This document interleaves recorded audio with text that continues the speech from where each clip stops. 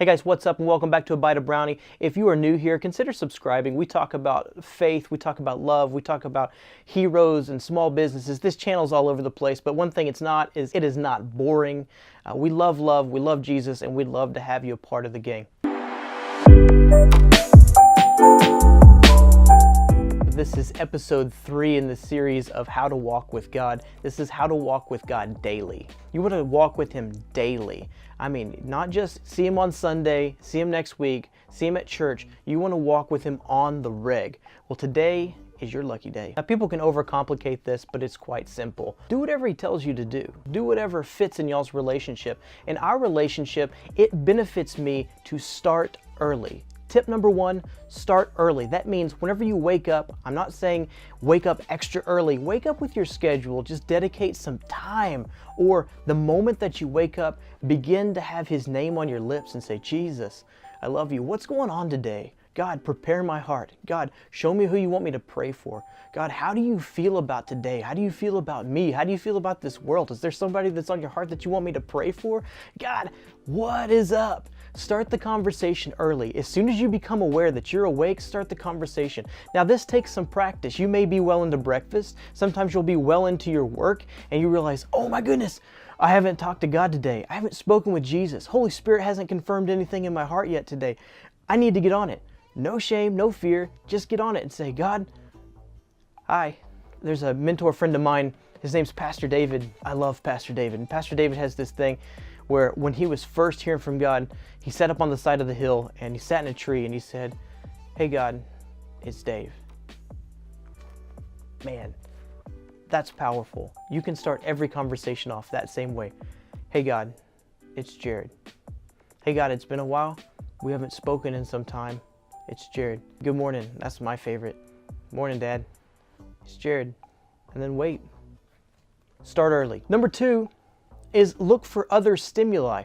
What I mean by that is most people think you wake up, you get into the Word, you pray, and those are the only formats in which God can speak to you. That is absolutely not true. Now, they are the best, and from my experience, they are the absolute best ways in which God will speak to you. I love, when I read the Word, there's not a chance that He's not going to have something to say about it. When I pray, there's not really a chance that He's not going to have something to say back in response to something. It's a conversation.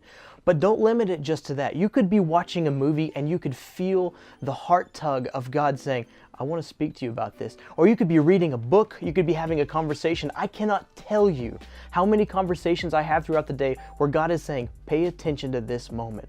Pay attention to this person. I am speaking through them. It's powerful. So maybe you missed quiet time. Maybe you missed your prayer this morning. Doesn't matter. Can you hear His voice right now in this conversation? Like in this video right now, can you hear Him testifying to your heart that you are loved, that you are valued, that maybe I've been speaking to you the entire time? Number 3, go easy on yourself. Come on, cut yourself a little slack. This is not rules and regulations.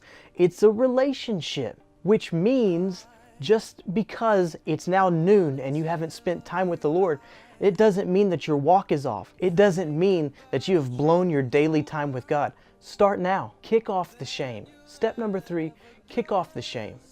You don't need it. It is not a part of your journey. You do not need that hitchhiker shaming you and telling you that you haven't spent enough time with Him, or you missed yesterday, or it's been a month, or it's been 4 years, or it's been 3 years.